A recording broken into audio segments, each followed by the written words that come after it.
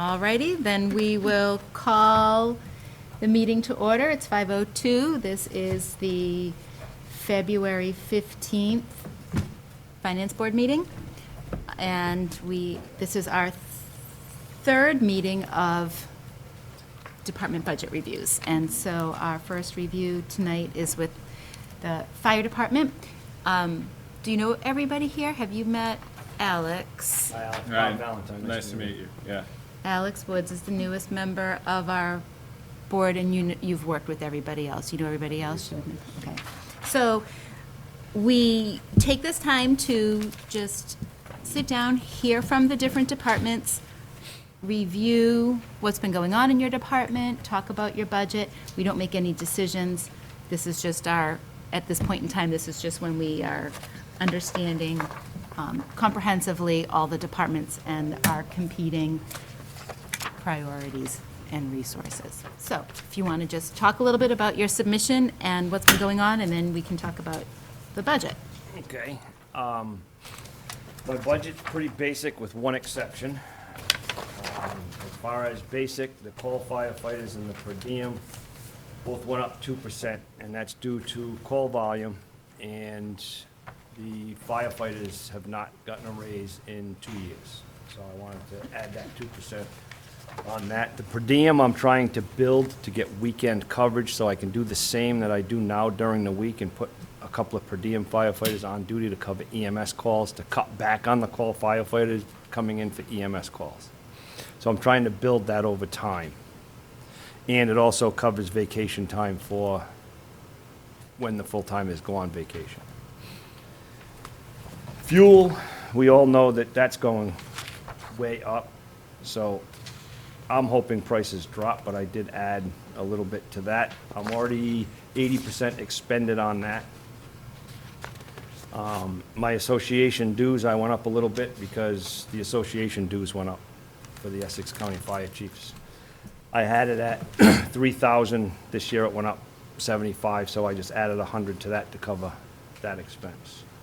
And then the largest increase is, as you all know, a little over 2 years ago, we did the SAFER grant, and the 2 full-timers come on for 6 months at the end of fiscal year '24. And I have their salaries added to this budget. The 2 full-timers are definitely a necessity. They've proven themselves over the past 2 years. We've been doing inspections without delays. It used to be a part-time fire prevention officer that worked his full-time job and then tried to catch up on inspections. We have completed 31 initial inspections and follow-up inspections. We're doing walkthroughs of every business in town. Oil burner and tank installations and propane tank installations are being inspected at the time of installation instead of a week later, and trying to get to the homeowner and go into their houses at night. And then both full-timers are certified for car seat installation and inspection, and we've done 24 of those during the day, which in the past we had to do at night and on weekends. So that's making it very convenient for new moms. And one of our full-timers. And dads, yes, you're absolutely Dads right. are kind of the one with the knee and the, right? Yes, trying to put it in. You're absolutely right. So they've made it easier on the parents. Yeah. We'll break it down that way. Yeah. And then one of our full-timers is a instructor in CPR, so we've started some public education with Nichols Village, the COA, in teaching CPR. Tomorrow, we're doing a blood pressure clinic up at Nichols Village. Anybody that wants their blood pressure taken, we're going to be up there doing that for a couple of hours in the morning. They're a huge value. Our response times have gotten a lot better. And we're trying very hard to stay fiscally responsible and give the service that we're expected to give. The 100% call department is no longer sustainable. when you're doing 400 runs a year, you can sustain a call department because the call firefighters stay interested. We're, fiscal year '23, we're gonna go over 1,000 runs. We've already done over 700, and we've still got 4 more months to go.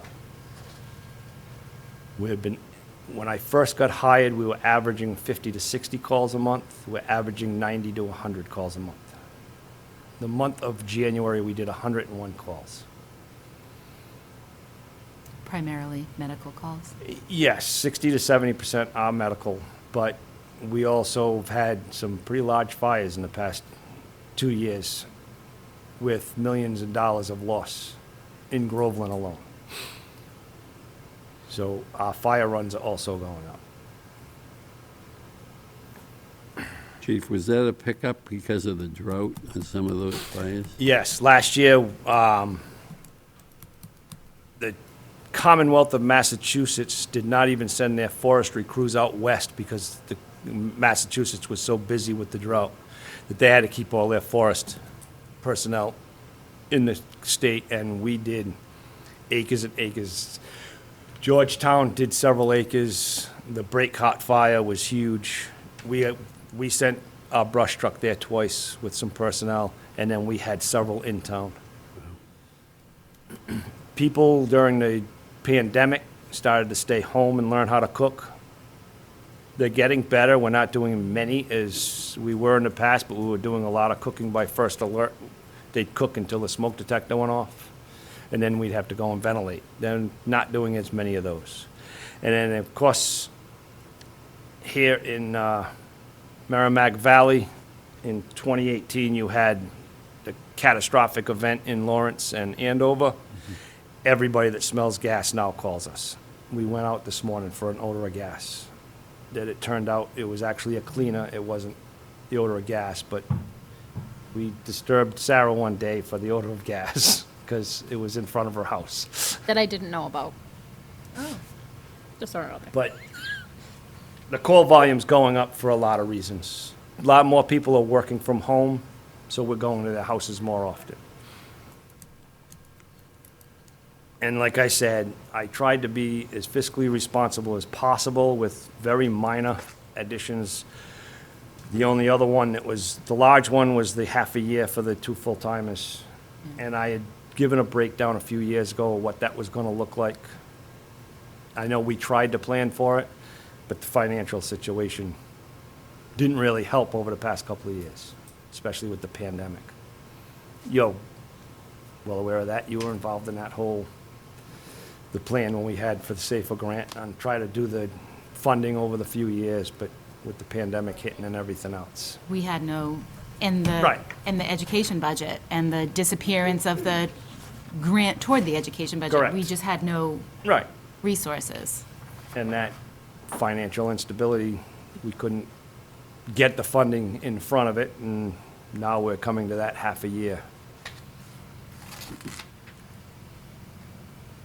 Does anyone have questions?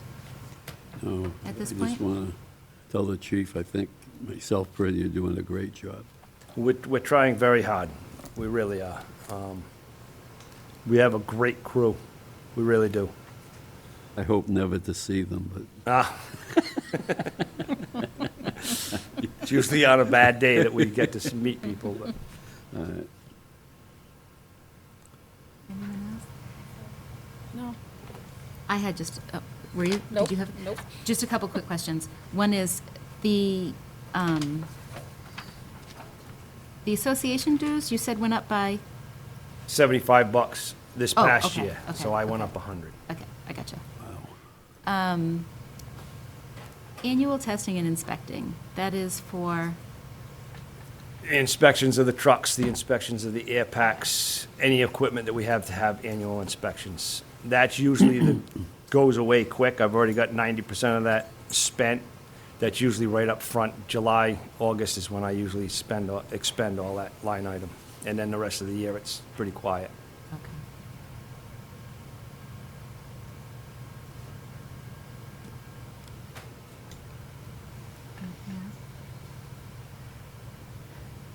I guess just the ongoing, in my mind, and the concern and what, I'm not saying that I trust that the 2 full-time firefighters are helpful, what we need. I guess one thing in my mind, and that I wonder on behalf of other residents and taxpayers in town, is just, if we are funding 2 full-time positions, is there other expenses that exchange for that cost along the way? I know that we took out company reports over time because that's something that Right. was They took care of that. added on, and now they take care of that. So I Fire guess, prevention was cut, and that was, I actually added that to the per diem side of it, because that per diem's gonna, when I started doing Monday through Friday, EMS calls and the usual service calls, the smoke detector chirping, you're not toning it out for that anymore. That cut my call firefighter wages back some. That per diem that I'm trying to build up, if I can start getting 7 days a week covered, then I can cut it even back further on calling, putting the tones out for right, EMS calls. Fires, fire alarms going off, you still have to put the tones out. Out of 160 hours, 168 hours a week, 128 is still covered by call firefighters.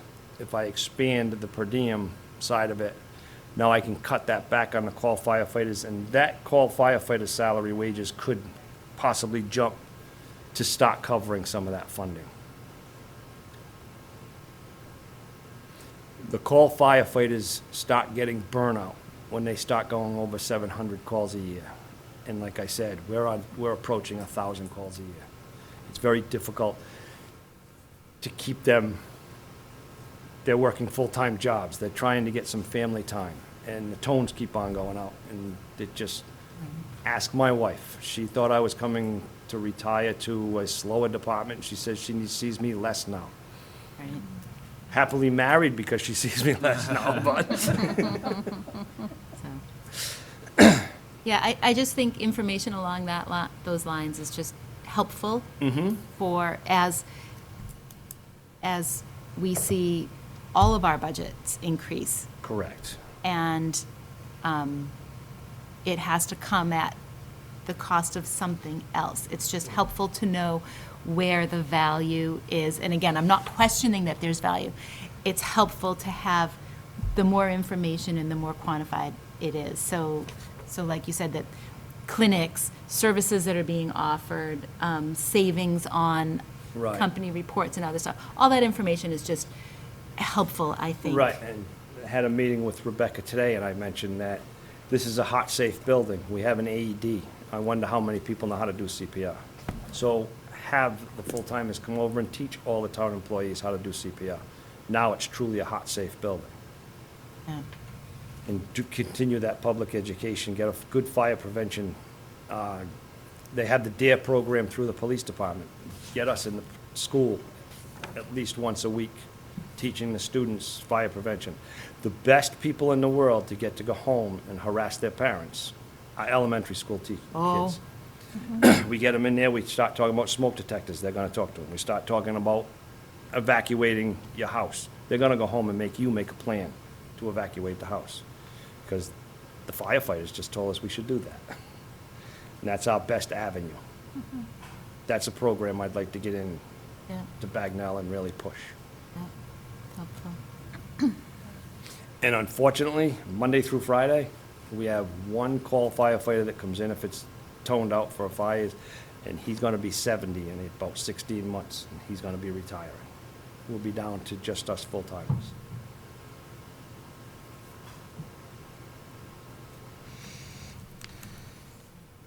And I live in town. I understand your concern about the taxes. Yeah, it's just that, this is a conversation that we have with everybody. Right, and no, we- I And we understand that. hear from everybody the struggles, and we hear, so I'm just, the more information, the more support for any of the increases is just Right. helpful. Yeah, That's all. understood. So, I mean,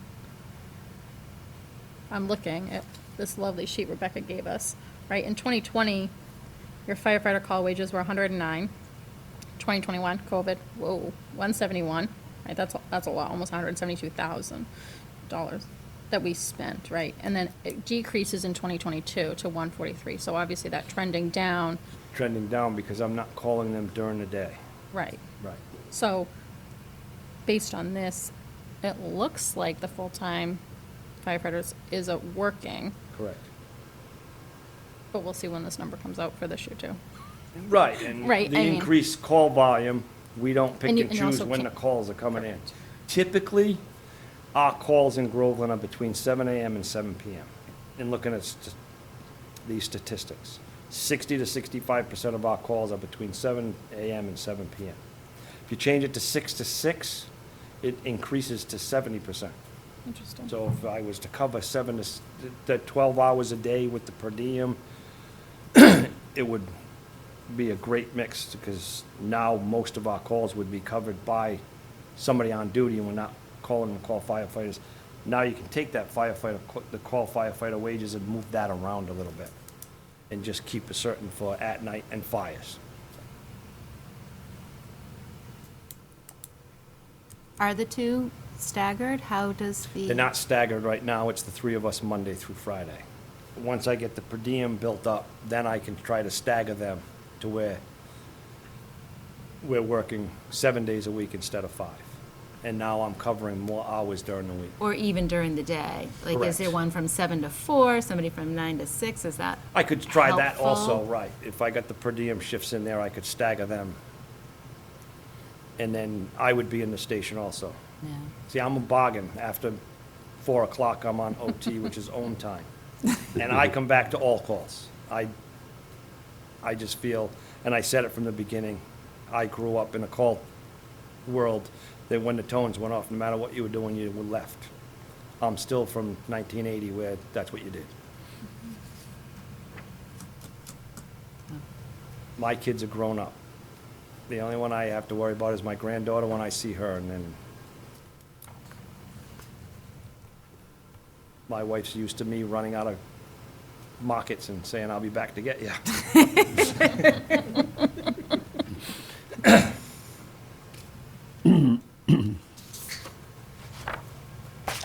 Well, I'll give you my number if she's ever stranded for a ride. I'll Okay. be back up. I'm happy to do that, if The that. ones that deserve the helps praise are the anything out. spouses of call firefighters, I promise. Okay, well, thank you. This is all helpful. Everyone's good? Thank you, Chief. Thank you you. very much. You all have a great night. You too.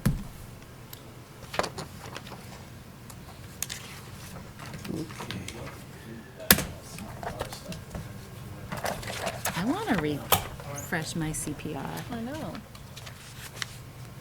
We just did at school. It is true, though. Like, you don't realize how important it is to have a plan to escape the house. Like, I still. Oh, have I remember the kids I coming do home too. saying we I do needed to- too. I tell them all the time. I'm like, remember how we get out? Feel the doors. Walk slow. Hi, Mike. Bye. So the fire is all set, and we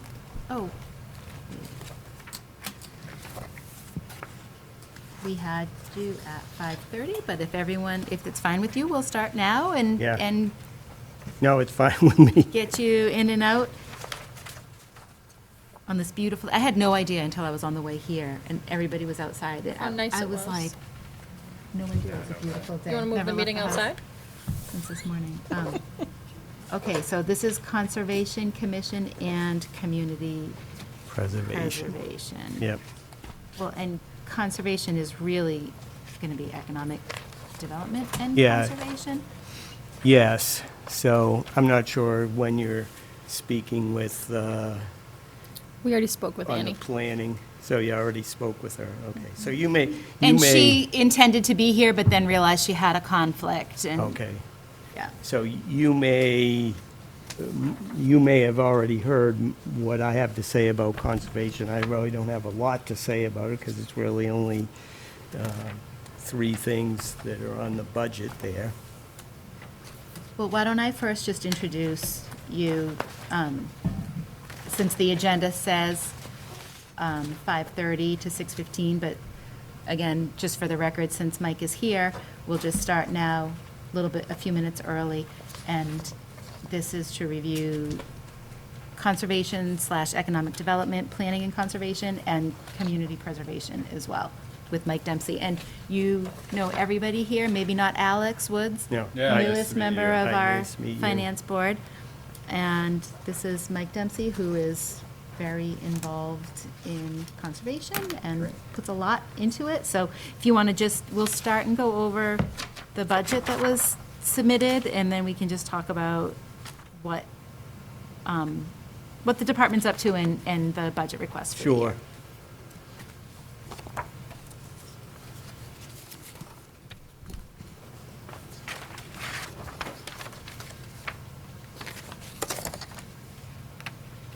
You can just review your Okay. budget package and Okay, and sure. talk about what you would like to.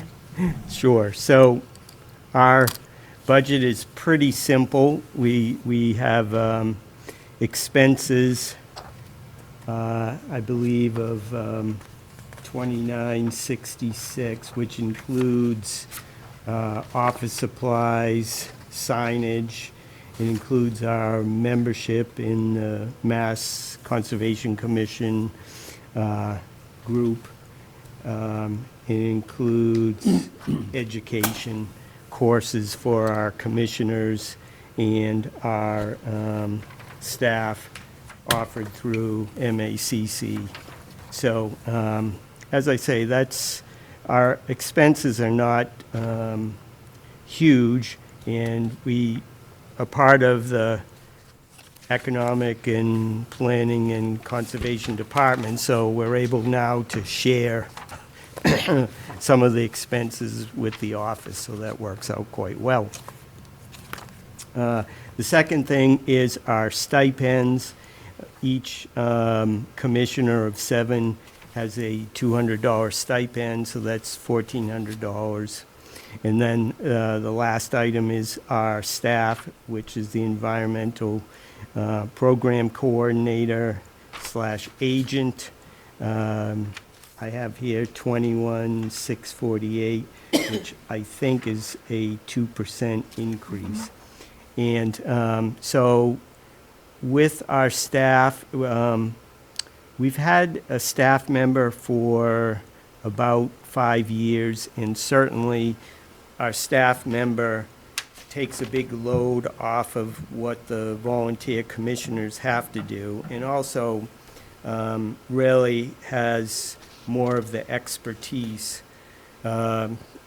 Conservation requires a lot of knowledge about the wetland rules, mass wetland rules. We have our own bylaw, so there's quite a bit of time that it takes a new commissioner to come up to speed if they don't have prior experience with it. So the staff is really filled in with that, and I'm very happy because when we didn't have a staff person in between, before we hired Annie, I was doing the work for about a year, and it's a good 20 hours a week, pretty busy job, so there's a lot to do. So that's basically our budget. Some of the things, our goal is really to protect the wetlands and natural resources in town. We do that through regulation, management, education, and acquisition sometimes of property. Some of the things where we've got on our goals and actions for this year kind of pick up where we've left off. Because of the pandemic, we kind of fell behind on some of our trail development, so we need to, we've got to finish putting a conservation restriction on town forest property. We got to complete a CPA purchase of a parcel next to VZ Park. We've got to start working on another CPA project to develop a crosstown trail over by town forest. So those things really we're kind of behind on, but it's primarily been because of the pandemic. It kind of messed up everything, of course. And then we're hoping to develop a long-term plan for VZ Park sustainability, see where it's going for the next 25 years. And we've tried to work very closely with highway and also water and sewer departments for a number of different things. And we've got a CPA project in for 2023 on that. And of course, continue to protect the wetland resources. Our regular review of all projects with any work in the wetlands or near wetlands comes under us, so we have to do that. And then we're hoping to work with the selectmen and in the department to rewrite the scenic roads bylaw. So a lot of things related to wetlands and our mission of what we do, and kind of pick up, like I say, where we've left off. So that's our plan for fiscal year '24.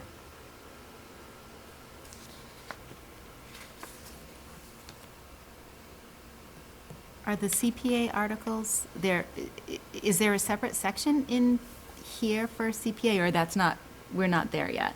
That's, Yeah, right. It's totally different because I'm just the representative, you know, Jim's on there. And so I'm going to go through all the projects and talk about the finances of CPA. So that'll be separate.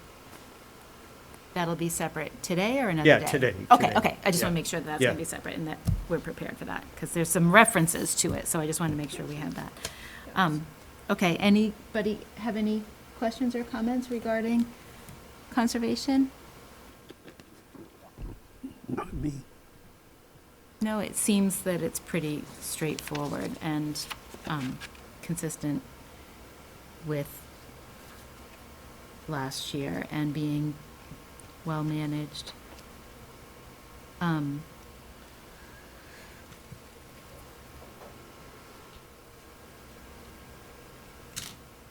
Is contracted services 0 and 0? I wonder, that must have been an old, there must be just some old items in here that aren't being referenced anymore. So,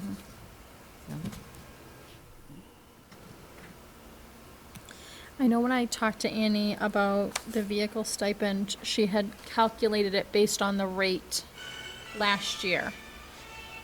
Did Annie recalculate it with the current rate this year? Do you know? About the vehicle stipend? Yeah. That would be an update for you. Yeah, I don't know if she updated. Yeah, Okay. I'll have to double check. I know we had Okay. mentioned it because you had just recently sent us the updated spreadsheet. as Right. well. Because it just, you know. So we should double check that for sure. Okay, perfect. That was the only question I knew I had. So I just want to make sure if we're doing the right figure, right? Because they change every year. The IRS changes it. yeah. They changed mid-year too. I know. Okay, thank you. Okay.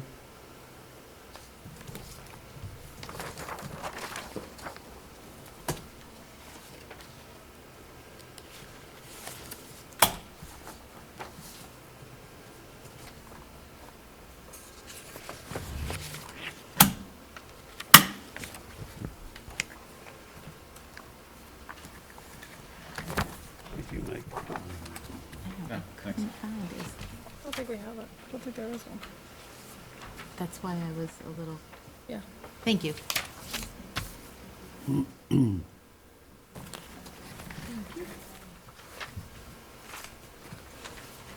Thanks, Mike.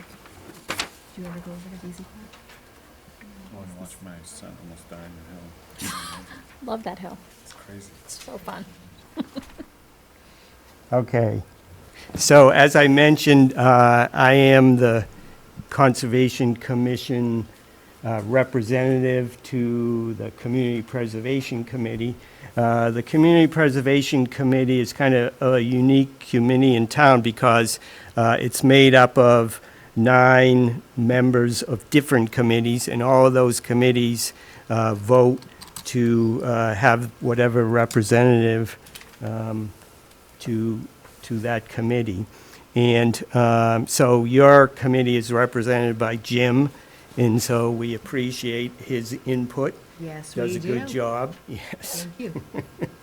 keeping us on financial track. So what the, Not a billion-dollar man, though.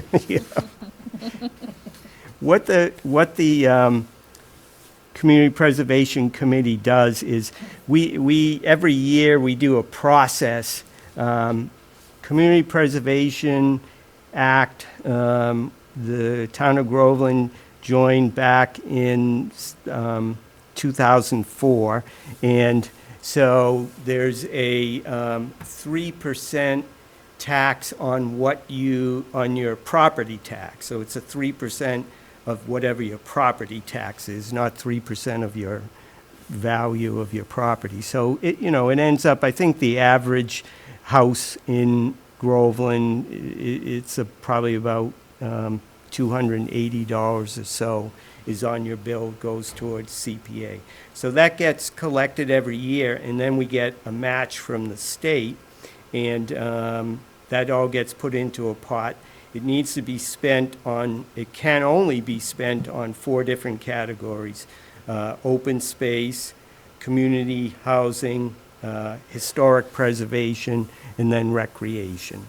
And the first 3 have set aside, so 10% of everything that's collected has to be spent on those particular, each particular area: housing, historic, and open space. And there's no set aside for recreation, but, recreation comes out of the rest of the money that's left over after you do that. So the process is that every year we put out a request for proposals. Any committee in town, any private citizen in town, any organization in town can come in with a proposal. And our job is to review all of those proposals and make sure that they fit the requirements for CPA funding, which, like I say, does it fit in one of those 4 categories? Are there any conflicts or any problems? Because there's some fine things about it, like recreation, for instance, can't fund buildings. Like you can't build a stadium with recreation funds. So we have to look at everything, make sure that the proposals fit those requirements. And then once we do that, we hear what the proposal is, look at the funding request and see, can we fine tune it a little bit? And then we vote to either pass them on, saying that they meet the requirement or not. And it's up to town meeting. Town meeting are the ultimate deciders on all of these projects. But what happens is usually I come to the finance board and tell you about them, so you're up to date on them. You can make a recommendation on each one if you'd like. We also go to the selectmen. Again, I give them an update on what the proposals are, and they have to approve the warrants. And so once that's done, then they go before town meeting and get voted on. So this year, we have 11 projects, which I think that's the most we've ever had. We've had 10 before, but usually we have 4 or 5. But this year, I think there's been a lot of interest, a lot of new ideas. So I mean, I'm kind of excited about. Are they new ideas coming from different people? Yes. Yeah, there's, this year, there's, I think, 4 historic and 7 recreation. So we don't have anything coming from open space, and we don't have anything coming that's related to affordable or community housing. So I'll go through and tell you a little bit briefly about each one, but before I did that, I want to go through the finances just to let you know where we are at financially on the community preservation funds that we've got. So if you look at this report, there's 2 columns, and the first column is what the balance of funding is today, and then if we fund all the projects, what the what the new balance would be with the 2023 projects.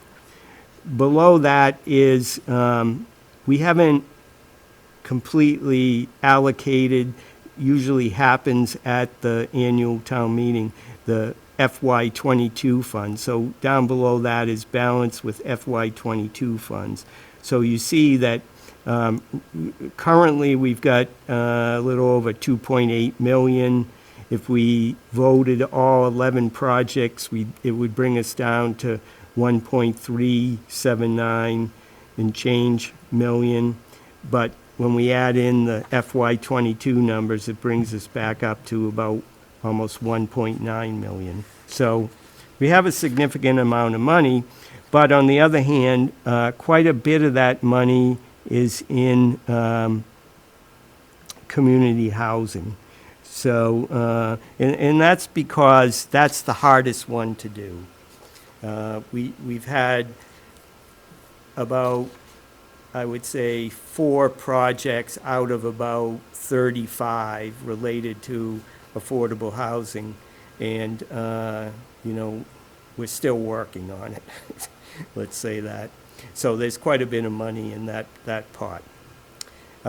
Just as far as our statistics, in FY '22, we collected 422,635, where it says statistics. We got matched by the state money, 348,605. And so that brings our total contribution for FY '22, that should be FY '22 contribution, to be 771,240, which is an 82.5% match, which is excellent because we are 24th highest in the state out of 187 communities. So because of, and that's because there's a few ways they figure the formula, and one of the biggest reasons why we get so much is because we have 3%. We could have 2%, we could have 1%, but we've got 3%. We've always had 3%, and so it benefits us because we get more money. Is it based, do you know, is it based on the tax with or without the debt exclusion? No. The Our numbers, property tax bill? the numbers they use have more to do with demographics than they have to do with our finances. I Because mean, a resident's tax bill. It's a 3% of the tax bill. I'm wondering if it's the tax bill with or without, say, the Pentucket Building Project. Is it just the base property tax, or is it on inclusive of the debt exclusion I think numbers? it's just off of the base. That would be reasonable to me. If we had an override or something, that would become a new base, but because it's a debt exclusion. It is included. Okay, good. Yep. Just checking. Thank you. Yeah. So, you know, and then we've received over $3 million state money. You know, for a while it was 100% match. They matched 100% of everybody's contributions, but that's been a long time. They haven't done that. But we've done quite well in getting state match. So what I'm going to do now, I don't know if anyone had any questions on that stuff. No, that was good. These are the summary sheets for each of the 11 projects. And I'll go through each one, like I Perfect. say, briefly, and just tell you about them, answer any questions you might have.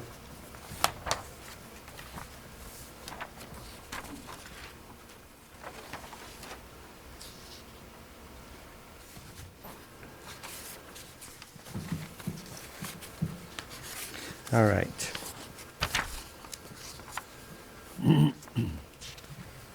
So the first project we've got is it's called an all-terrain vehicle for the Groveland Community Trail. It's applied for by the fire and police chief and the environmental program coordinator and town planner. So it's kind of a collaborative project, and they are looking for a total of $10,645.55, and it's got a match. So actually, where the total cost of the project is $53,277, and we're being requested for $10,644, about 20% or yeah, about 20% or so. So that's pretty good. And so what this project is going to do is it's going to buy an all-terrain vehicle and trailer for the police and fire department to be able to get onto the community trail, since they really can't drive a ambulance or fire truck down the trail if somebody gets hurt. They would be able to use this vehicle in order to get to the trail. They'll also be able to use the vehicle for some other access to some other trails in town, which they haven't had, and I know that they have talked about this for a while. So, and this comes under recreation. So the other $43,000 of that project is, State grant. It's a great, the Mass Trails grant. Yeah, so they may not get it, right? Yes, Yeah, it's so just they- applied for it. Right, they have to get the grant, otherwise they won't be able to, and do the it. 10,000, okay. Great. The next one is a,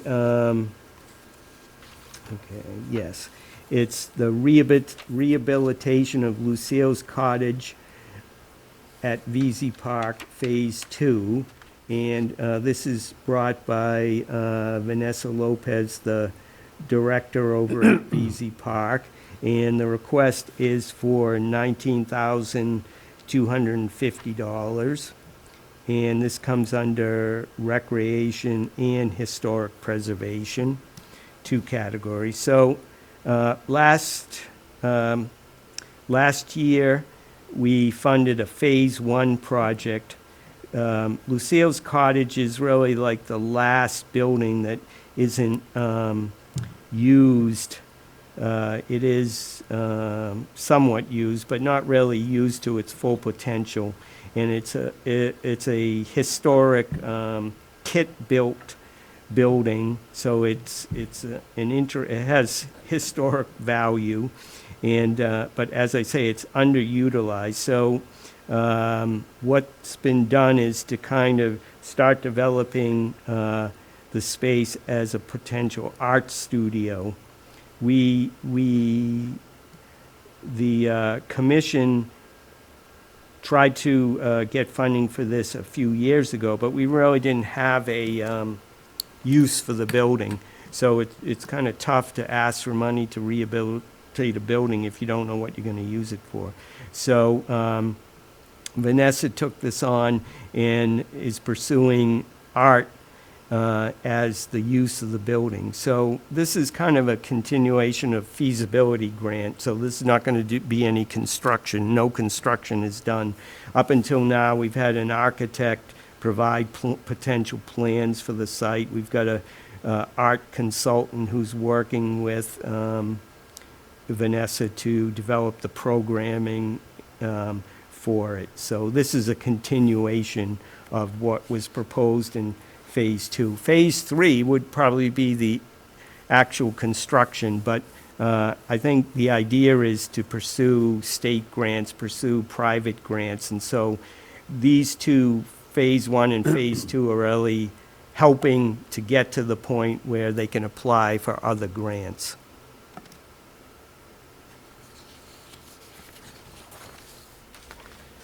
The third one is visioning and feasibility plan for VZ Memorial Park. And this one also comes under historic preservation and recreation. The request is for $20,000, and it's applied for by our town administrator.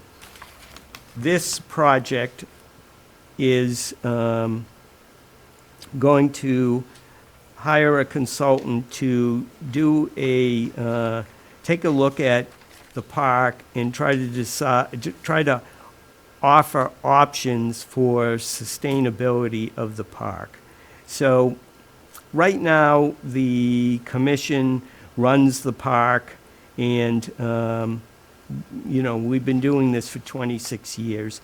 We are required under the original purchase agreement and conservation restriction to have care, custody, and control of the park. But as far as running an event facility there, not so much. We've done that, like I say, for 26 years, and, it's very successful, but we don't know if that's going to, are other people going to step forward when the current folks that are doing this work go away. And so that's kind of concerning, who's going to do this. It's easy to think that, this can go on forever, but it may not. And so the consultant's going to look at what are the potential ways of doing things, whether it's easier for the town to take over and have employees do that kind of work, or whether we could continue with volunteers, or if we want to have a third-party organization come in and run the event facility and pay the town some of the profit that they can make on it. So I'm excited about this one because it's concerning to me personally about what's going to happen to the park. Okay, let's Do you have any other comments on that, Rebecca, since? No, not necessarily. I'm really excited about it. I hope that it's funded and we're able to move forward and get a better understanding of what to do. Anyone else? Thank you. Okay. The next one is Washington Hall paving and hydro seeding. And this is brought by the Groveland Historical Society, Claire Walsh. It comes under historic preservation, and the request is for $21,538. So this project is, sometimes this happens. They ran out of money. Originally, this was part of a project that was funded back in, I think it was 2018 or 2017. And the idea was they were going to do a new parking lot in the rear of Washington Hall and some landscaping. And also, they were doing some things to the building. Unfortunately, with the price of asphalt going up, they didn't have enough money to complete the final paving of the parking lot. They've already built the parking lot and put the undercoating on it. So it really just needs the final coating on it and then some final landscaping around the parking lot. So that's what this one is for. And it's really is kind of a phase 2 for an existing project. Is that being done by the town? Did the town do the paving? No. No? No. I thought that, It's actually a combination of both. So we have a contract that we have through the highway department with a paver for the fiscal year that we go out for bid for. And so in combination with the purchase of materials and the labor of the highway and also the contractor that we use, that's how they did the first phase. That was my understanding of the second phase as well, is that they were going to use a combination of a contractor, our contractor, the highway, and then the purchase of materials. It's a very... Yeah, because the majority of the cost is the asphalt, so the town kind of prepares the site and does a little bit of work around the edges. The next project is called Cemetery Monument Restoration, and this is brought by the cemetery superintendent. along with our town administrator, and they are requesting $32,000 of CPA funding, and this comes under historic preservation. So back in 2016, a study was done of all the markers, all the graves and markers in the cemetery, and laid out a plan of what needed to be done. At the time, there were a lot of monuments that were in very rough shape in the historic section of the cemetery, and needed to either be restored or cleaned and put back in place and inventoried. So that was all suggested. We funded one smaller project to do some of that. So this is the next set of stones that they want to address. I guess in this project, they're proposing to repair and treat 360 of the stones in the oldest section. And another 325 are in need of some treatment. So, as I say, we've done this before, and if you never saw the cemetery of how it looked back in 2015 or so, it was kind of a mess. And the cemetery, after a couple of projects that we've done there with CPA funds, is really starting to look more like a historic cemetery should. So the other thing is that to do this kind of work, there's not really a lot of money available, and so a lot of towns use CPA money for cemeteries because funding there's not a lot of grants out there for cemeteries. So in towns, don't necessarily want to spend the money on it. So it looks like there's like 685 areas that need to be repaired, but we're only Yes. going to do 119. Is the plan to Yes. continue to do this over time? Yes, Okay. yes. So they'll come in and do, a couple more. Sure. But they've kind of spreading it out. Probably another 5 years, it'll all be done. And then do you think you come back in and do like another evaluation to see? Yeah, Yeah? yeah, Okay. yeah, Just because it's the only one we have, right? I mean, Right. such a historic thing. right.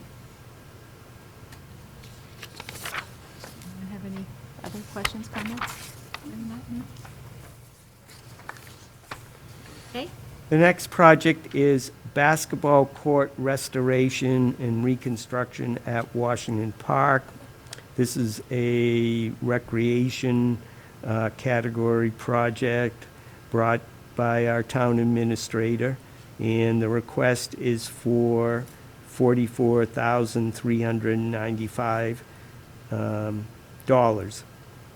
So there is a basketball court behind the fire station, South Fire Station on Washington Street, and it's kind of in tough shape, and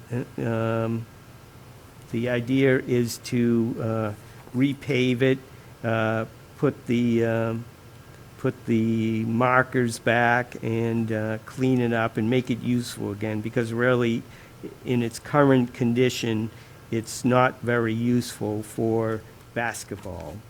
So this will help us to recreate a good recreational resource for town residents. anyone have questions on? I have. I'm just curious how this came about. Was it a request from a resident, or did it come from, say, the rec committee, or? So it was initial conversations with the recreation committee. We were going through and we're inventorying our recreational sites and exactly what needs to be done to improve them and some of the initial feedback that the committee has on them. I have a second question, and this is just going to be completely out of nowhere. So just disregard it if you choose to. But I know there's also a request on here regarding the tennis and pickleball court and at the Pines, and I'm just wondering if we're just doing another basketball court because that already was a basketball court. Would it be worth even thinking or considering if that's the right size to make a pickleball court, since that seems to be something that so many segments of our population, I think, are engaged in? I wonder if it would get just as much or more use or not, just something to think about. I mean, I think in the last paragraph of the application, I'm sure you obviously, I'm sorry, I know, I'm answering your question for you.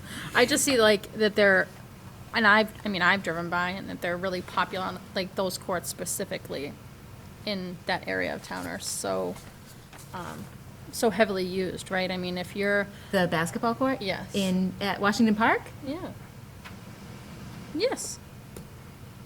Okay. Well, you live in that area, you know. Yeah, I'm just not in that park. And when I need to start driving spent a through. lot of time in that area, I didn't see the basketball courts being used very much. And I wondered if maybe it's because they were in disrepair. I don't know. I'm just trying to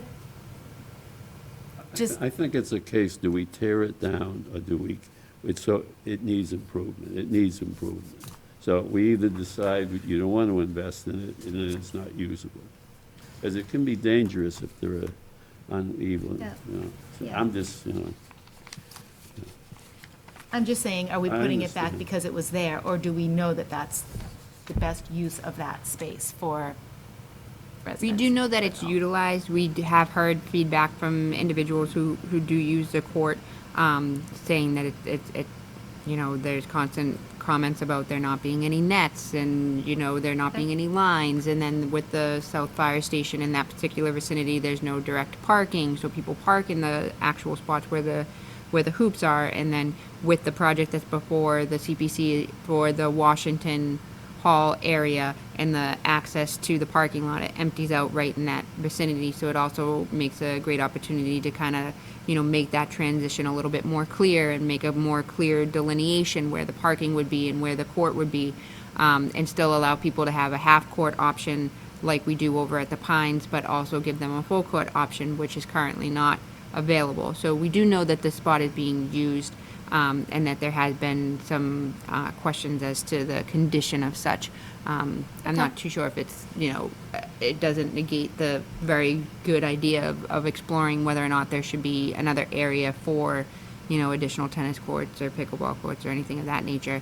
But I definitely would echo Jim's sentiment about the fact that, you know, it's an existing recreational opportunity being utilized and it's not in good condition and should be brought up to standard. Okay. Thank you. The next project is planning, maintaining, and preserving our trees. And this is brought by the Conservation Commission, and it comes under the historic preservation category, requesting $99,000. This project is going to address some of, kind of two main things. One is to preserve and protect some of our historic trees in town, particularly at VZ Park and also in Elm Square. So in both places, there are trees that are in the 30 to 50-year-old range that are potentially under attack. If you drive around town, you know that ash trees are in tough shape, and some of the other evergreen hemlocks are. So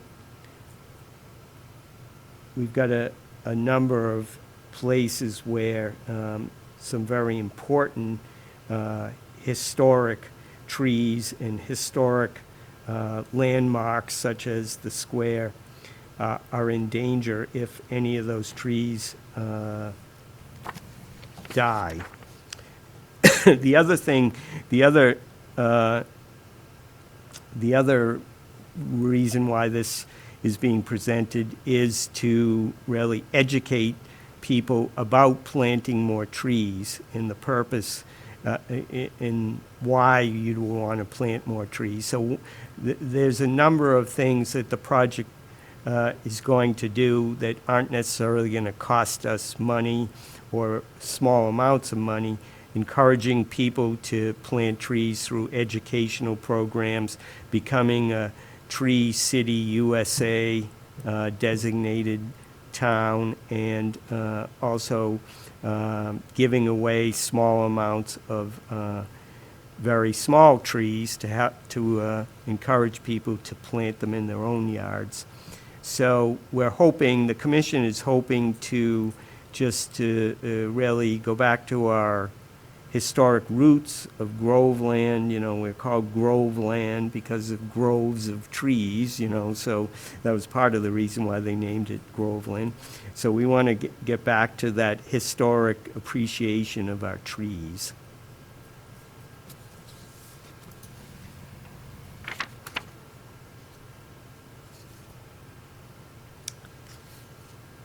The next project is a splash pad at Pines Recreation Area, and this is brought by our town administrator along with the Recreation Committee, and the request is for $110,393 in the recreation category.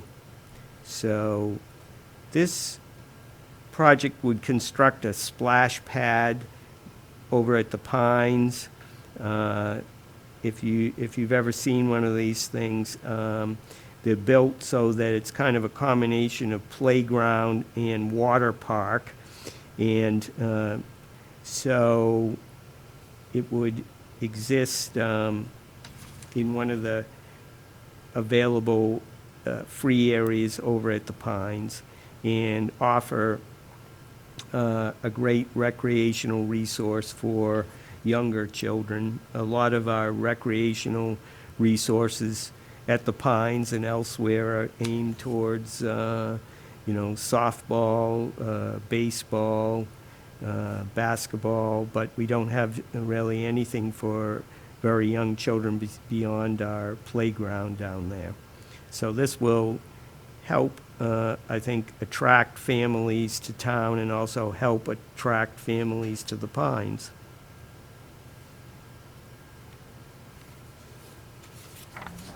Questions, comments?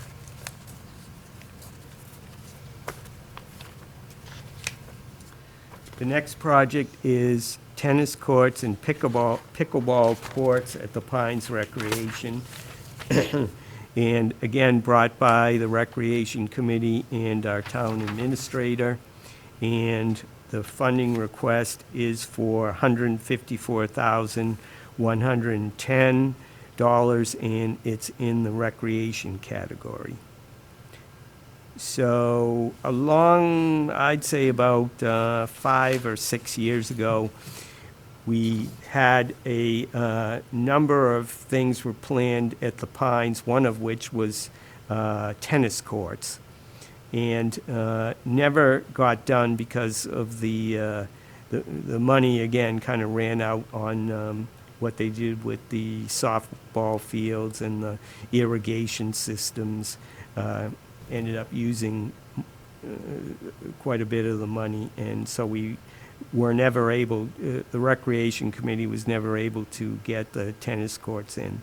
So the idea at first was to let's pick up where we left off and put a tennis court in, and then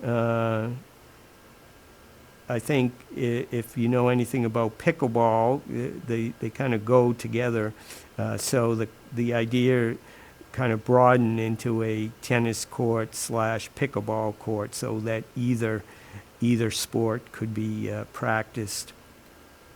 And again, I think a lot of towns are doing this. Pickleball is very, very popular So this will kind of give us another alternative for recreation here in town.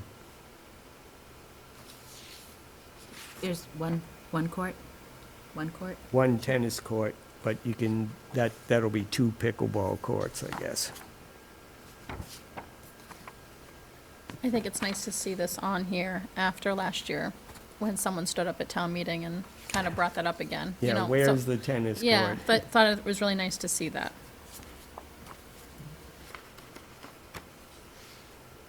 The next one is skate park at the Pines Recreation Area. And again, this comes from, actually comes from a group of young people along with the Recreation Committee. And the request is for $450,000 under the recreation category. This is another very requested recreation resource down at the Pines Skate Park. I know I've been down there before talking to some kids, and there's definitely an interest in a skate park. Finally, a couple of people came forward and said, all right, let's see what we can do.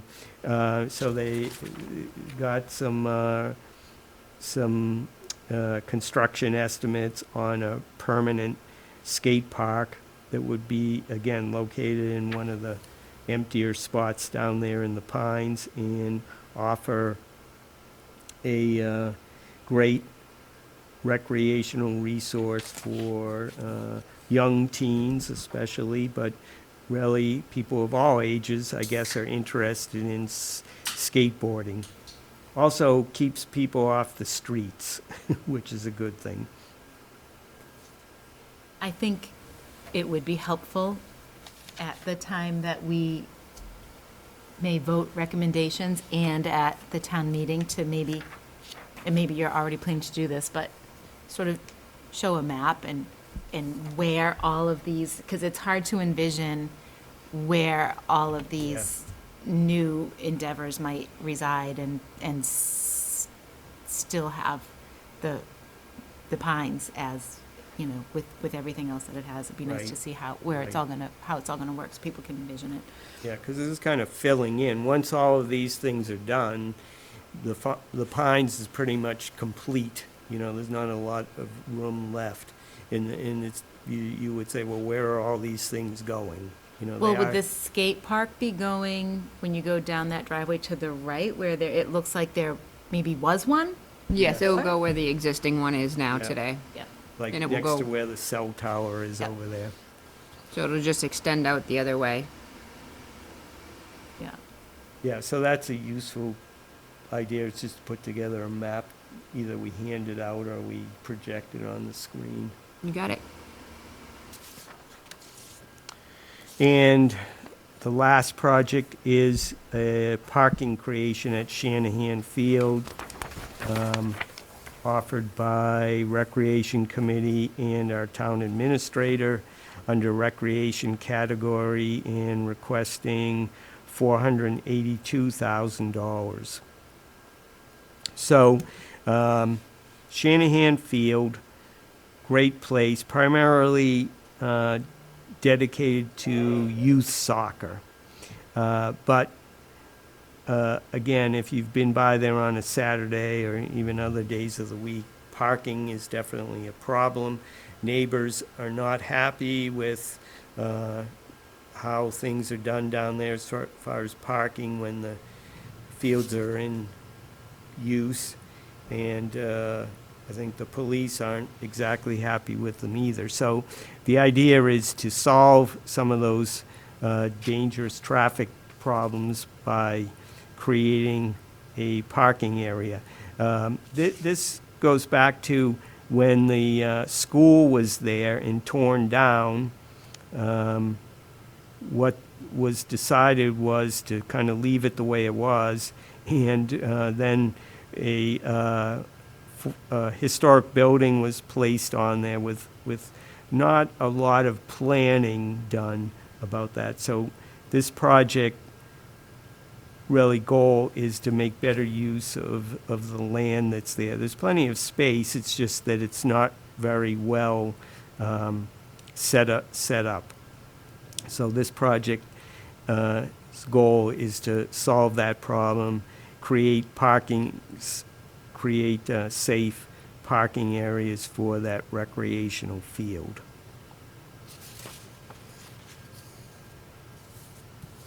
And that's it.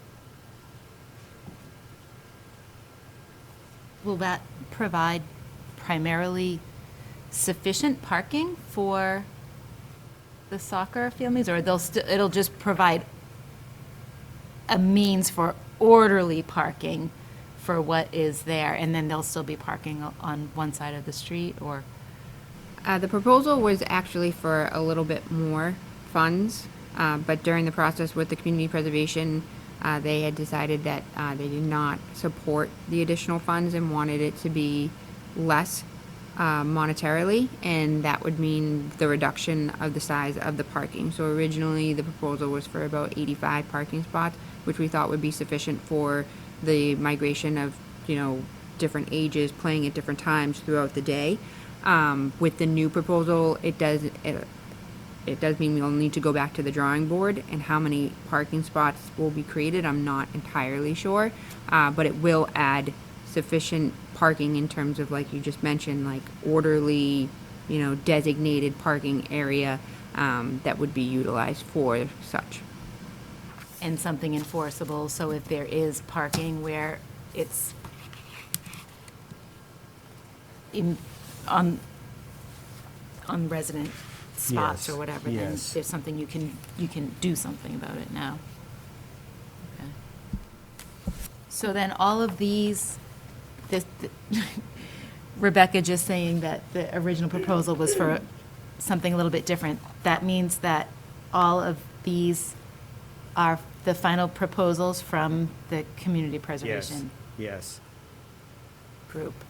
Yeah, for instance, on this last one, the idea is the same. It's just that Rebecca obtained one consultant's view of what could be done there. And what we want her to do is, again, to spend only up to $482,000 and have the consultants come in with the best plan at that number for the maximum amount of parking spaces they can fit in there. Were there many other proposals that were not presented? No. Pretty much what This is it. people brought Yes, came forth, because there was funding and because there was a need and Yes. it was reasonable. right. Good. Any other questions, comments from anybody? No? Jim, being on the committee, do you have any other comments? No? No. Okay. Well, thank you. Well, thank you. And we figured we finished right at 6:15 there. Good thing we gave you that extra 10 minutes. Yeah, I know, right?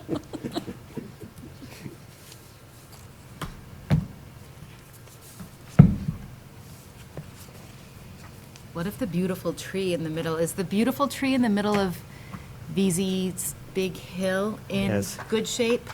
Yes, but, you think it is until all of a sudden you find out, oh, it's something, Seen the old, would they be, in the south, there's a lot of old trees that you see there, like pinned and wired Oh, and yeah. cobbled and hobbled and, Well, even the trees in Elm Square, they had, initially had an arborist come and do a quick look at them, and there's a number of them that are in tough shape, that need some work done to them to save them. A car hit one, and there was Yeah. a bandage on it. They said, take that off, There's 2 or 3 of them that are bolted together. So it'd be a crying shame to lose 1 or 2, because then it's going to look off balance. It's not the Right. kind of thing that you can kind of replace that tree. You kind of have to plan it. So, Well, thank you. Thank you for your time and Sure. for the proposals. Thank you. Thank you.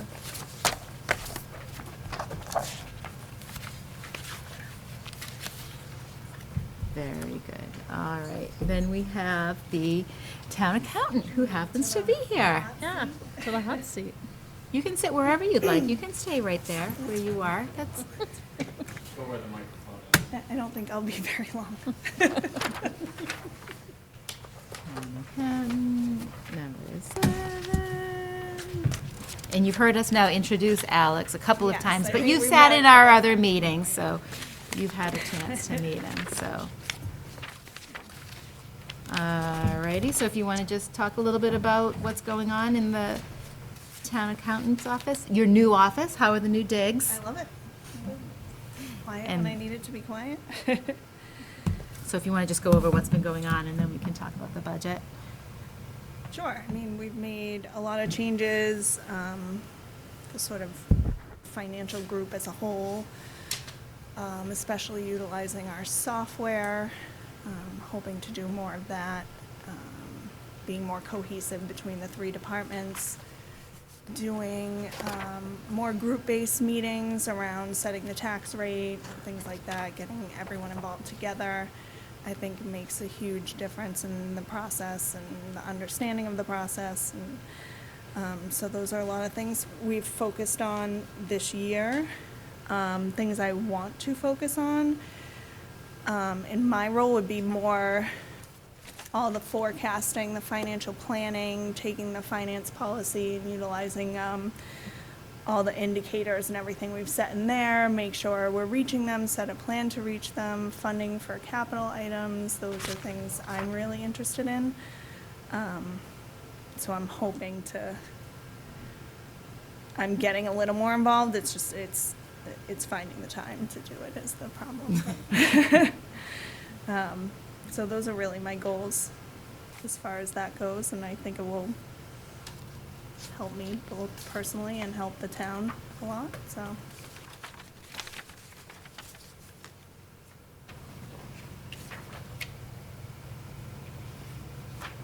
I did stick with the budget guidelines, just level funded and 2%.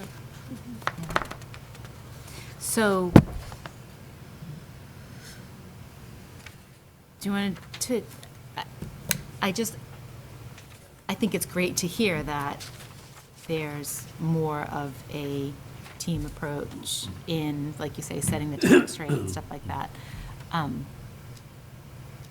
So, I'm guessing that that is helpful from and this isn't really specifically budget related, but since we have time, and since we're all here, it must be helpful for really 2 reasons, because now you're getting information from everybody else, and everyone's kind of like cross-training and learning how their part of the equation fits into the other part of the equation. Yeah, Would I you don't say know that? that I'd call it cross-training. We do need more of that, definitely. We kind of discovered that recently.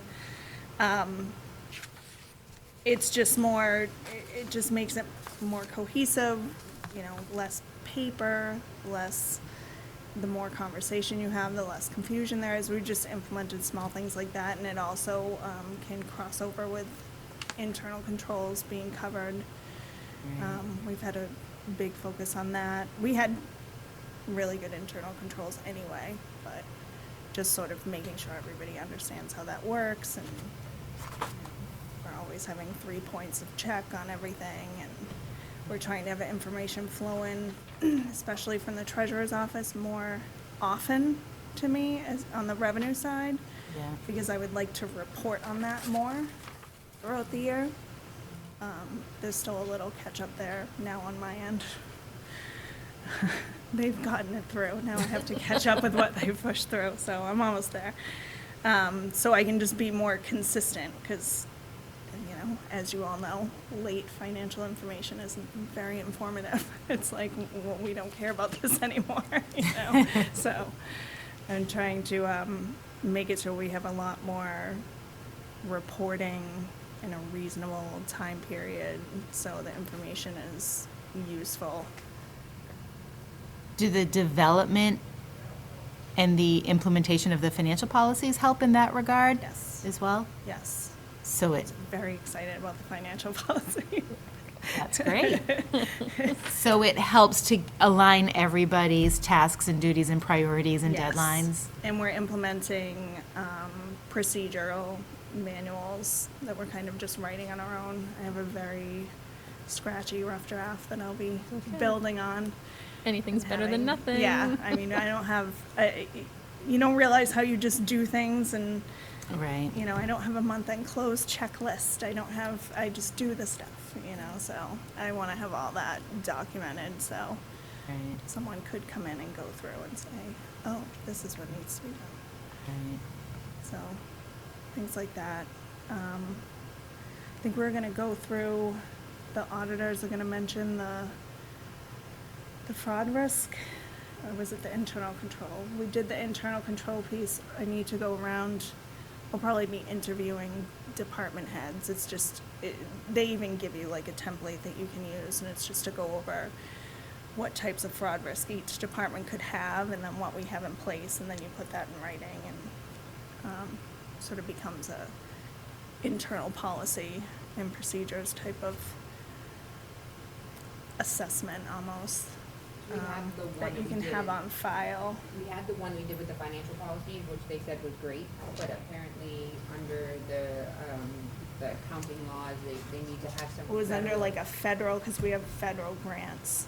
So federal has like a more specific, where you go to each department and Oh. speak to what their internal controls and fraud risk could be, and how they're sort of mitigating that.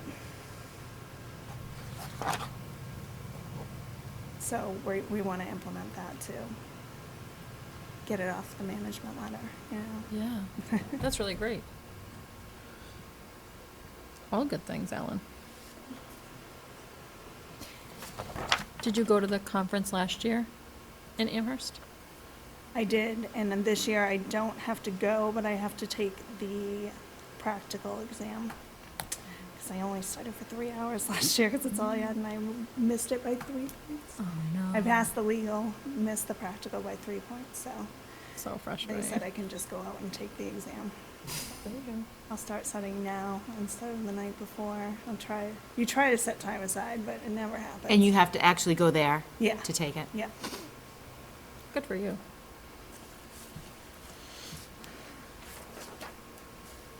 So good.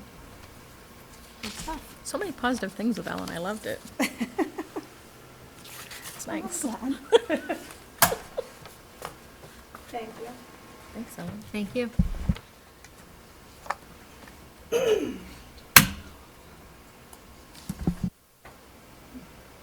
And we have the treasurer at 6:30. Is she here, do you think? Yeah, if she wants to come in so she can Go home. go home.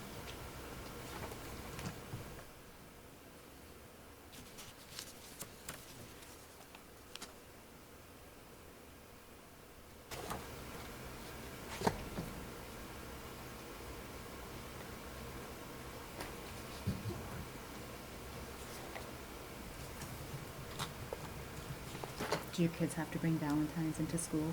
Do they still do all that? Oh, yeah. Oh, I love that. Well, my wife and I made them. Well, yeah, Yeah.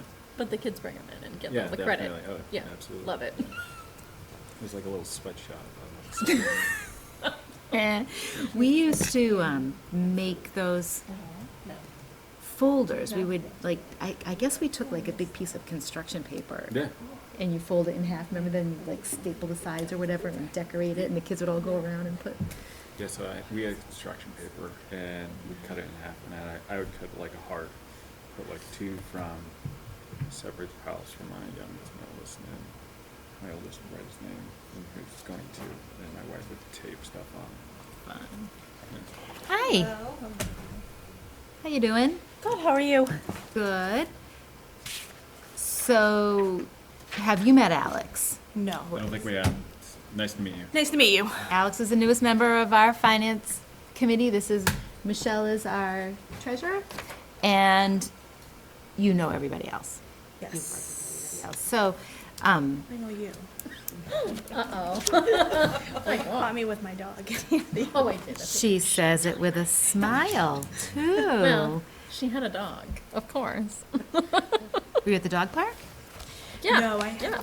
I ran out to go take my daughter to practice, and then I'm like, all right, he's been in the house all day. I'm like, I didn't get to shut down, so I came in, I brought him in, and then I'm like, you ready to go? And he started barking, and I was like, whoops. So, you've sat with us a couple of times, but just to give a quick recap, this is when we just sit down with all of the departments and just have a little bit of a dialogue as to what's going on, talk about your budget, so that everybody has a chance to just go over where they're coming from, what their goals are, and any changes or whatever that we need to be aware of.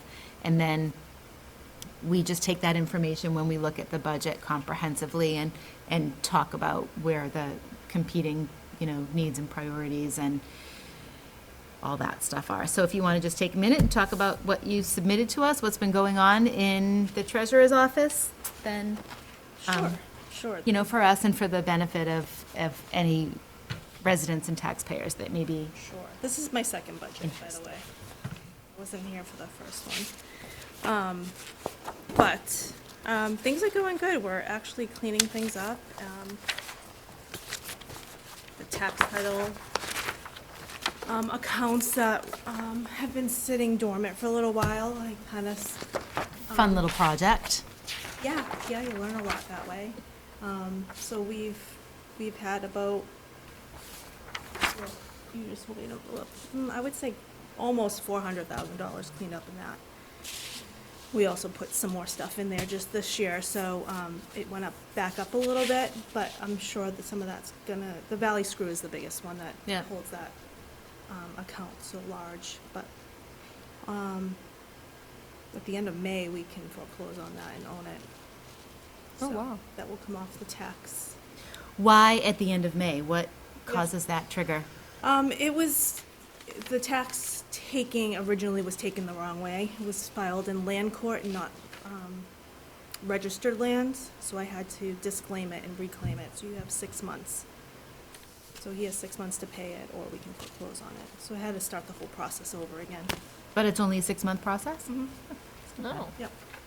that's great. Because it seems like that's been going on for decades. That's a big deal. Wow. Difference in our overlay. Yeah. Yeah. Do you know what is the tax? It's a little over 200,000. That's with interest too. So, okay, that's interesting. Yep. And then roughly, because I know that the free cash increase was also partially attributable to the tax title collections. Do you have a guesstimate what else was converted out of tax title? Just It curious. wasn't converted, they paid, people were sent letters and warned that if they didn't pay, that their house was gonna be foreclosed, where we're gonna start a foreclosure process, and some of them didn't even know they were they were old. They didn't even know they had, a small tax bill that ended up being bigger, like other years were paid off, just that 1 year wasn't. So a lot of that got cleaned up.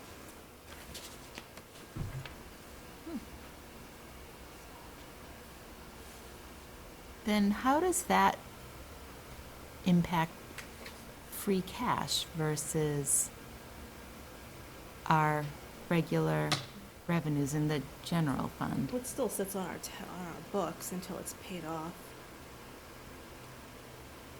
Ellen can probably. Because it's just a regular budget turnback, that the tax title appears in free cash rather than, but it's because it was an extra revenue above what we had expense for, so I got it. I gotcha. Okay, what else? We've been cleaning up that stuff, we've been, getting more organized in there. I don't know if you've seen it, but it's very modern, thanks to all the grants that we got to update all that stuff, so that's been nice. In what, your office? Yep, the new rugs, the new desks, the new countertops that we're gonna be getting. What else has been going on? I feel like there's always something going on in the tax office. Business as usual, though. Utilizing more functions in Vadar software, do you want to talk about that? Oh, my goals for, 2024. Yep. Yeah, so we've been discussing, with Ellen as well as, instead of doing our billing through that as well, so when we have bills, we put them on a form, then they go, they go to the accountant and get paid this way. They go into Vadar. We already have the function, so it's not an added cost. It just skips that whole paper process. You still have to give her the invoice or whatever, but she won't have to import it into the system and put it on the warrant. It will eliminate, each department, we're looking to do that too for, so that's one thing. And they also have a cash, right now our cash book is in Excel, and they do have a function, within Vadar, to put your cash book on there as well, which I think would be a more secure, practice. Yep. Because Excel, anybody has access to it who has the finance department, and things could get deleted by mistake. But anyway, so that's another thing that I'm looking into.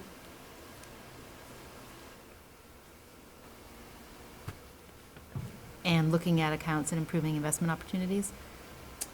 Yes, so now that I have an assistant treasurer in there, it's freeing up some of my time now that she's getting trained and she's great. So it'll give me more freedom to actually look at all the accounts, and I actually just, with interest rates being so good, we had some stuff with a bank that was CDs that had already come into maturity. Yeah. So I ended up taking that and reinvesting it with staggering, 4 different, you can only, with this company, it's $250 because that's the FDIC money, and staggering between 1 and 3 years, that money, those are CPA funds, into CDs, making I think the lowest one was 4.35, and the highest one was 4.75. Whereas when they matured, they were making 0.25%. Right. So, doing more of that. Getting some interest and money. Right, I know on our stabilization, there was a large CD over at Pentucket Bank. I wonder, So I moved that when it matured last year to Bartholomew. So all the stabilization is in one account now. I think that would be an interesting, not necessarily during the budget process, but at some point, it would just be interesting to see what the stabilization and any other funds that we have are invested in. And I know that there's controls as to what the municipal funds can be invested in, but still, I think that would be an interesting exercise. Yep.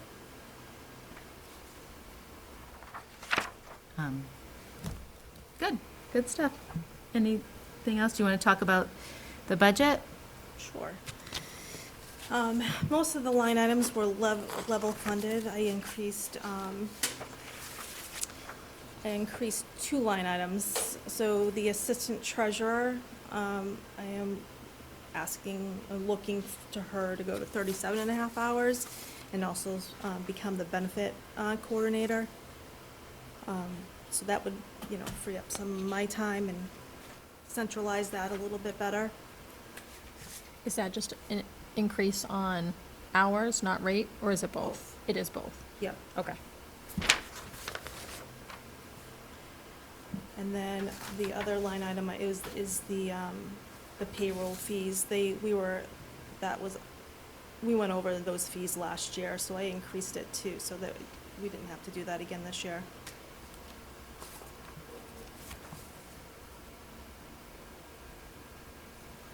And tax title is, Oh, I forgot about that one. So tax title, most towns of our size, their tax title counts are $10,000.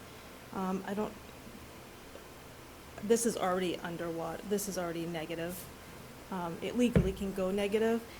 And I just went to land court with 4 or 5 properties, and that was a $615 per filing. So right there, that was like almost $3,000 I got billed for from the lawyer and the work that he's gonna have to do to put that in land court. So I would like to slowly increase that to where we're not always in a negative in that. Which makes sense, that sounds reasonable. But at the same time, it seems like these situations are now being taken care of. Do you still expect to have as many outstanding situations to address? Good I mean, question. Going up by $500 is not a big deal, but, over time, I'm just wondering, is this something that is being more kept in control? Do we need to still be as concerned about the costs? So the lawyer cost alone, for them, so thankfully, Coppola and Coppola originally sent out the letters to the whole array of the original tax title stuff that I started handling, and it wasn't my letters that got people paying, it was actually their letters that Yeah. got them paying. And that was, just to send out letters was over $3,000. And my line item was only 2. So, I don't know, I can't say from year to year.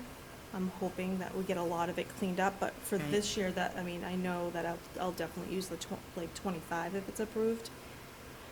I can't predict what, I'm hoping it will never get, we won't have to use that, but when I talk to other towns, we're like in the 10,000s.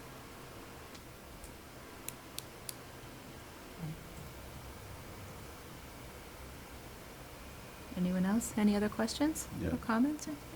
How many hours does the assistant treasurer work now? 30. 30, so you want to bump it up 7.5 hours? Okay. But again, that individual is actually working as the administrative assistant in the Economic Development and Planning Office. So the increase or what we're looking to add is actually coming out of that line item and going into the assistant treasurer collector line item. So it's not new monies, it's just rearranged. Redistributed? So it's just like a net effect. Yes. Okay. Great. Except that the administrative assistant on the other side won't be doing the work. Exactly. That, When we looked at the priorities of the role and when we were looking at the way that the treasurer collector's office has transformed with the new structure in place with my office being in play, there's a lot more benefit to that role being full-time and taking on more of the human resources, payroll and benefits coordination effort. And a lot more time needs to be spent on that specifically, and where there's definitely a need, without a doubt, for an additional assistant type position within the Economic Development Office. The work that was being done there was more administrative and something that maybe in the interim we could find something more intern related, as opposed to the work that was being performed in the Treasurer Collector's Office, which is very specific and requires a certain level of education and understanding. So we just thought that for this particular purpose and the way that Michelle's been, really getting at it and doing all these amazing things, that to have additional support full-time would be extremely beneficial, not only to Michelle, but the office and town hall as a whole.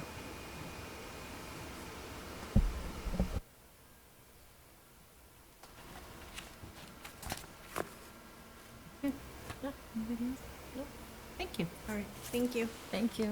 Have a good night. You too.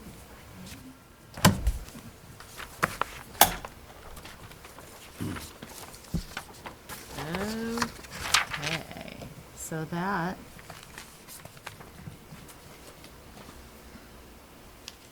is the last, unless we want to review any of the town administrator budgets, or do you want to still sort of wait on that until?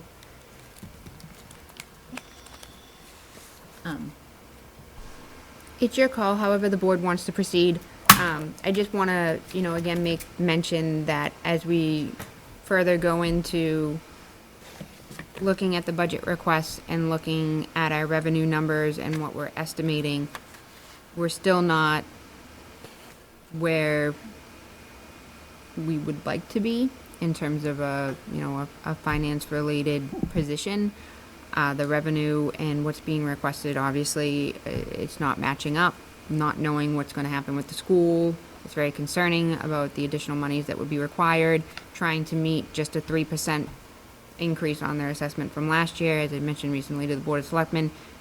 I won't be able to balance the budget with that basic assessment that we've been able to provide for the last two budget cycles. So I just want to make sure that the Finance Board is fully aware that the situation that we're currently in is not ideal.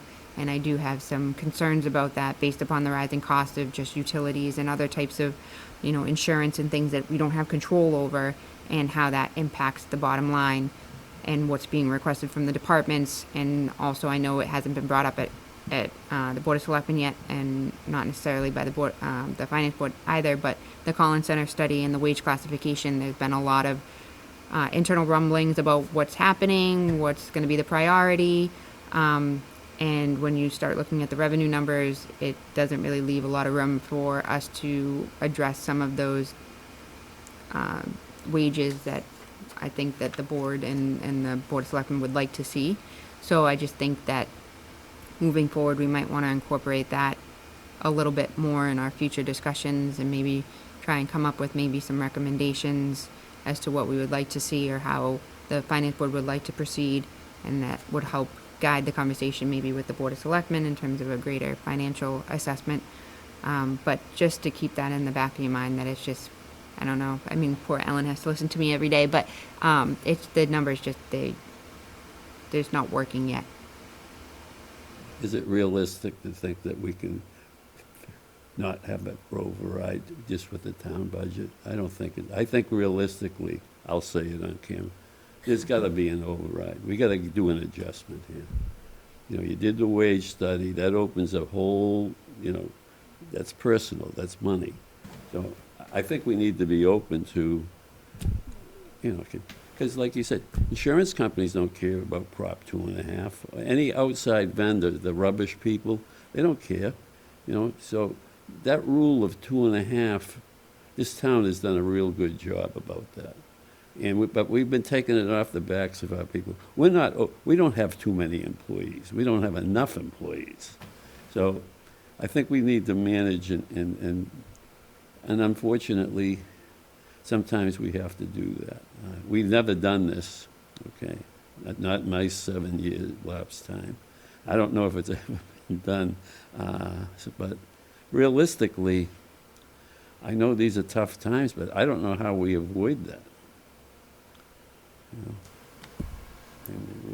We can be prudent. I'm not a big spender, but sometimes it's realistic to say we're taking it from our employees. Okay, most of our budget here in town is around employees. So, and other needs, like technology has gone up, and that's more than 2.5. And so, I'm not against being. I think that door has to be opened, irregardless of what happens to the schools. We have our own section, and I think we need to be responsible and, try to loosen up a little bit if we can, But town meeting rules all, but I know you're having a hell of a time trying to get these numbers, and it's just not there. I would agree with all of Jim's sentiments. 100%, wholly. I agree too.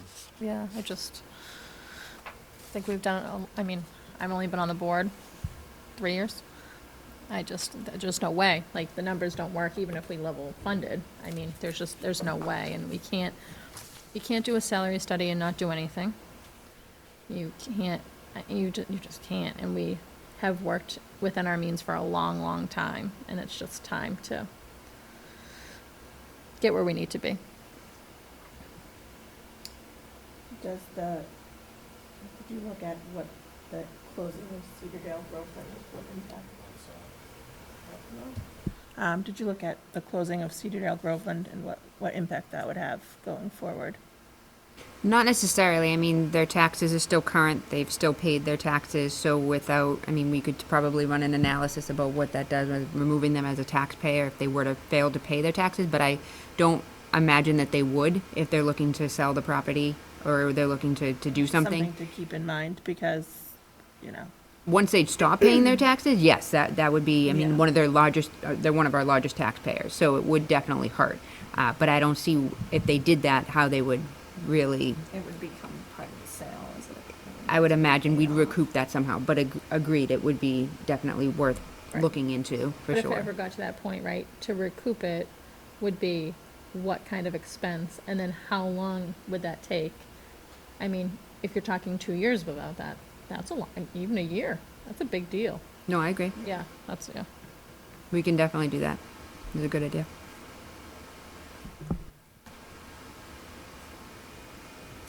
Oh, sorry, Ruthie. Go ahead. The only other question I had, because I know we're gonna have a lot of other commentary we have to go through, is the expectation you want us to, when is the Board of Selectmen gonna review the CPC articles? So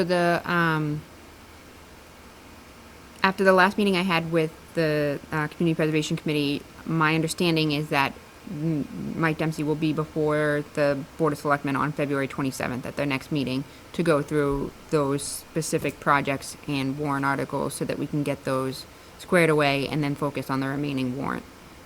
So, would you, correct me if I'm wrong, do we vote on those before they go to Board of Selectmen, or do we just make our recommendation for town meeting? We make our recommendation. Okay.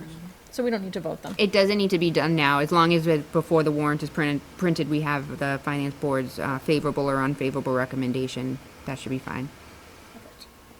That's all, because based on your question, right, asking for a little bit more, right, we would need that right now if we wanted to do it before the Board of Selectmen. That's all, I just wanted to clarify.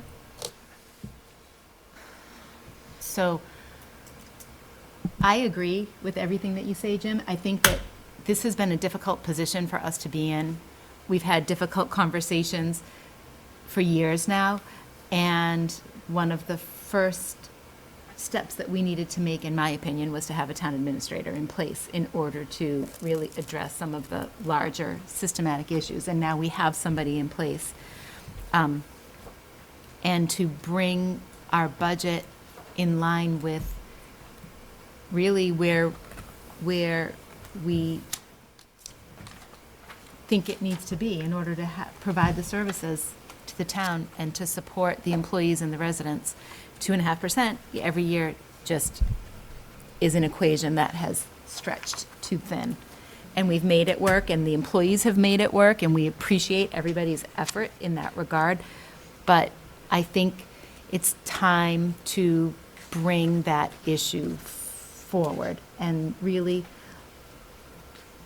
let the residents know what's going on and bring some information forth. And so then that begs the question, how do we do that? What information do we need? How do we present it so that we can really share what we've been seeing for years in a concise way to people and make sure that our residents really know what their decision is being based on as far as excess taxing capacity or what. So I think some things that would be helpful would be to know, for instance, our rates versus the community comparables that have been given to us, overrides for comparable communities in the past versus this town. Just to say, this is where we are, this is how we got here, and this is what we think we need to talk about and to think about moving forward. So, do you think that would be where we start gathering information, having a conversation? I think, or maybe we should all just be starting to think about that at this point and regroup. But these conversations do need to happen. And they need to happen sooner rather than later because we are in the middle of February and, you know, we need to move a budget forward in a short amount of time.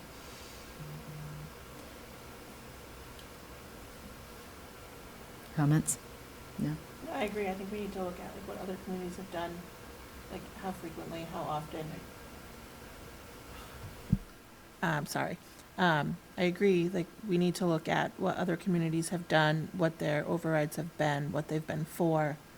And, you know, I just know like they're not in a comparable community, but Ipswich, I know they do a school override every so many years. It's like set in stone.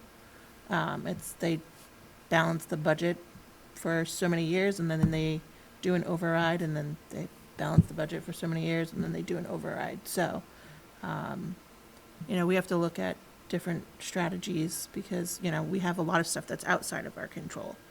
I Right. mean, you know, professionally, I've seen insurance increases, double digits. You know, people not wanting to carry policies anymore, and then you're out trying to find one. It is what it is. So that's what we have to try to figure out, or what are some options, and how do we compare against other communities where we haven't done one in so long.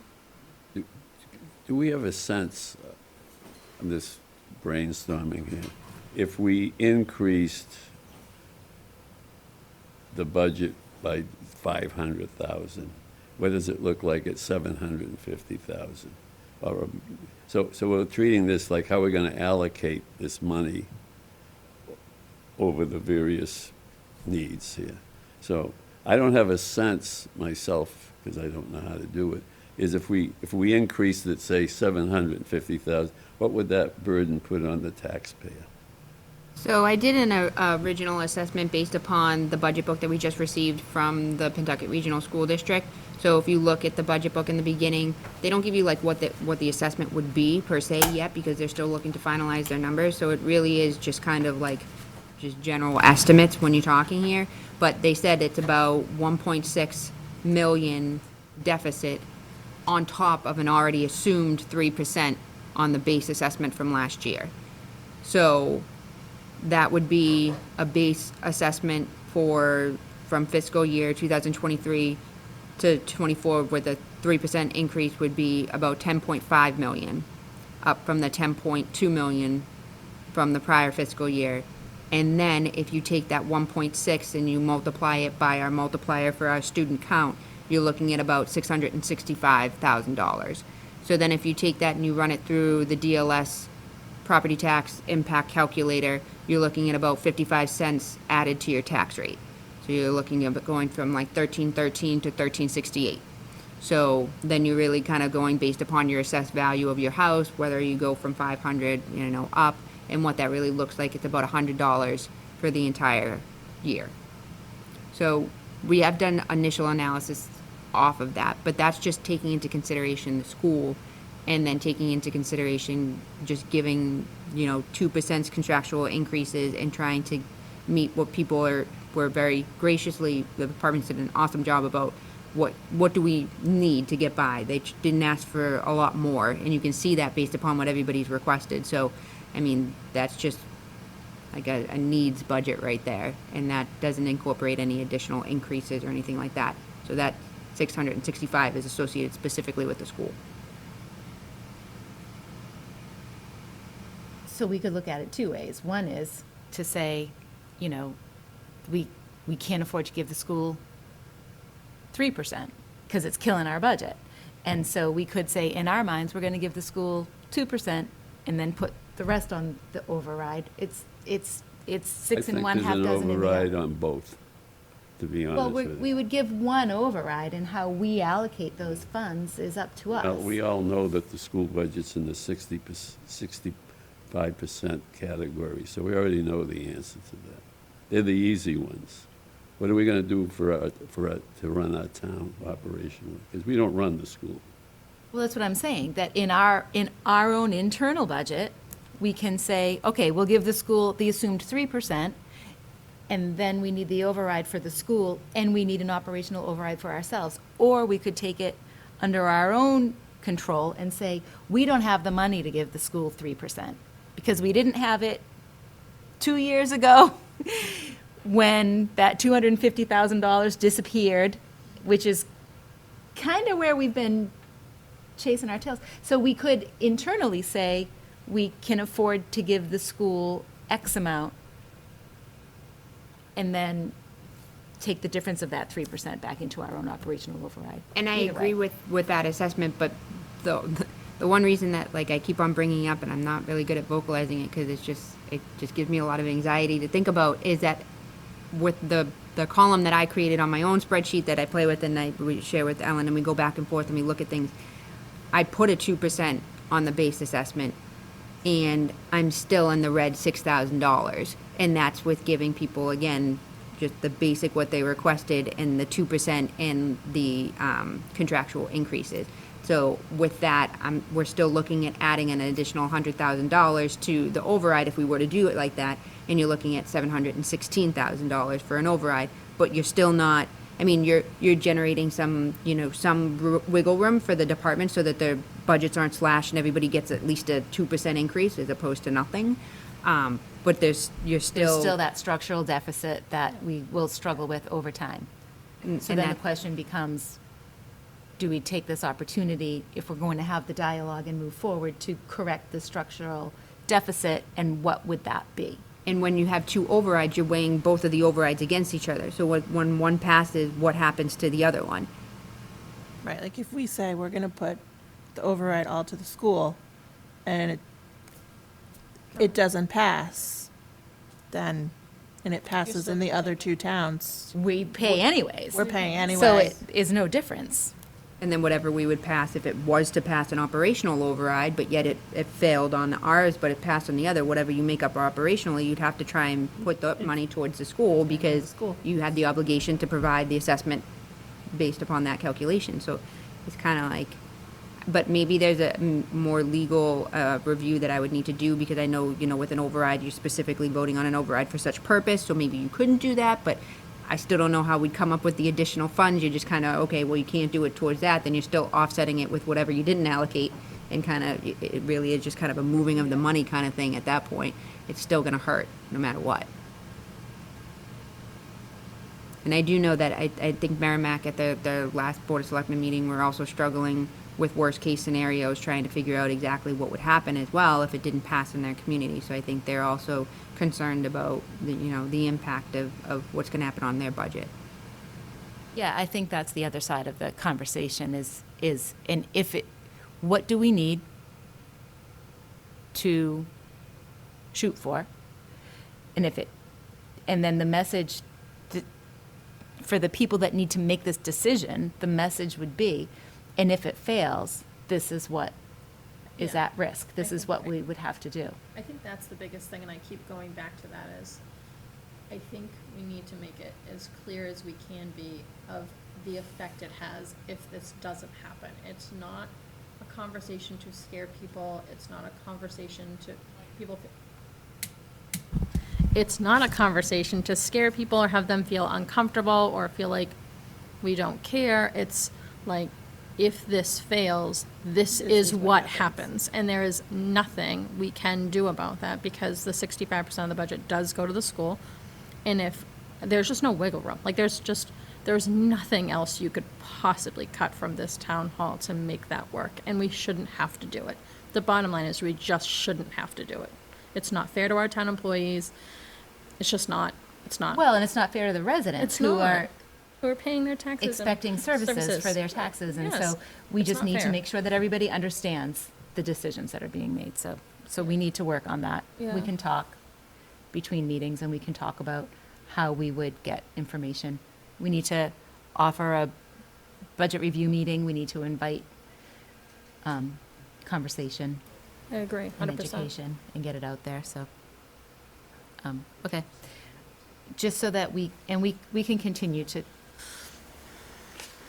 think through and work through that, but I think the other agenda items we can wrap up pretty quickly, so if so whoever has to leave can leave. But the Pentucket budget hearing meeting that was very well advertised and publicized, I went to last night. It really, they briefly touched on the budget, and I guess this is maybe just exactly what a budget hearing is, but it just allows residents to speak without signing up for public comment. And we had one town resident who did that. Well, one person spoke at the beginning of the meeting. One person spoke actually at the budget hearing in support of the arts for Pentucket. And otherwise, the school committee got their budget books, and there was just a very high-level discussion verbally, not even slides, saying this is what we're looking to restore. That was cut after last year. So there wasn't a lot to pass on. But there is a website now, specifically a PRSD budget website that everybody can easily find. Just search for it or go to the Pentucket PRSD website, and you can see the link to the budget and ask all your questions and information there. And it's also on our website, so on our homepage. So if you go right there, there's a banner that says Pentucket Regional School District, and it has their link right there. Awesome, great. Meeting minutes, we had minutes from December. December 21st. I think so. Yeah. Sounds right. I sent those out to everyone. I added Alex on twice as both attending and not attending. The non-attending should have been Sarah. And then I just happened to reread through it, and where we talked about recruiting for the finance board, I had a sentence that said you asked members to join the finance board, and I just updated that to residents because that's who we're really looking for. Yep. And that was the only changes that I had Okay, received great. back. You were not I there. cannot make there. the motion. So I will make a motion to accept the minutes as discussed and adjusted, Okay. December 21st. So Alex was there? Yeah, Alex he was can there. second, he can So you second them. Second my motion. Sarah Second. was not Second. listed on the minutes. No. Sarah was not there. So Alex But seconded the she motion. was. No, I was not there. Oh, you weren't? I was, Sarah and Okay, all right. I leave it. Jim were alone. not there. So all in favor of the minutes? 3. 1, 2, 3. Oh, I and can't vote. 2 And were then not 2 there. abstain. Town administrator, other informational updates?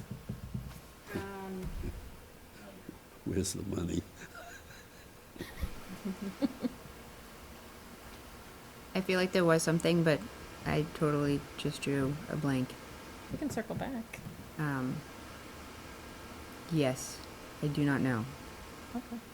My apologies. Yeah, we've talked about a lot tonight, that's okay.